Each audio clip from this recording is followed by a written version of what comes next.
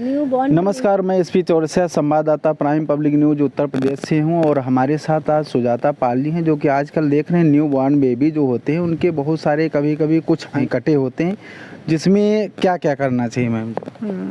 देखिए, smile trend का है। जो बच्चे पैदाइशी कटे होठ और तालू वाले बच्चे होते हैं तो उनके लिए हम लोग एक स्पेशल डाइट तैयार करते हैं, जो हम सिप्स हॉस्पिटल और विवेकानंद में देते हैं।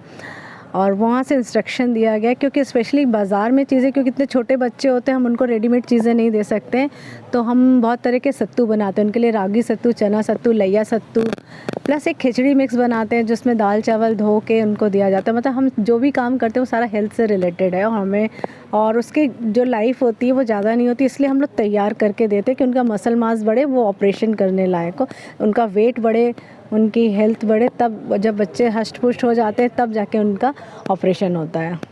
जी, बहुत सारे बच्चे ऐसे होते हैं कि जो बहुत गरीब होते हैं, उनके लिए संस्था किस तरह काम करेगी?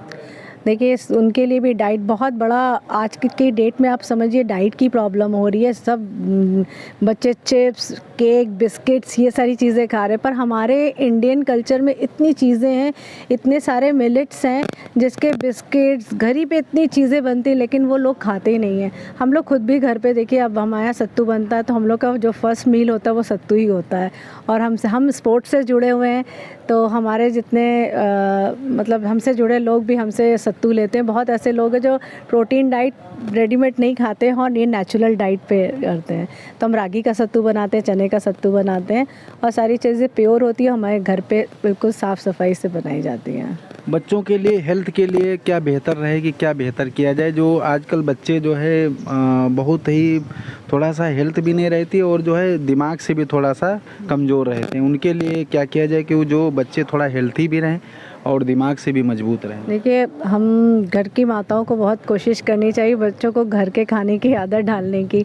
और हमारे कल्चर में, हमारे इंडियन में इतनी अच्छी अच्छी चीज़ें हैं जो सब विदेश चली जा रही, पर हमारे इंडिया में यूज़ नहीं हो रहा है। हमारे यहाँ इतने दाल के तरह की दालें हैं, इतनी तरह की अनाजें हैं, साग सब्जियाँ, सीज़न के हिसाब से आप सब्जियाँ खिलाइए।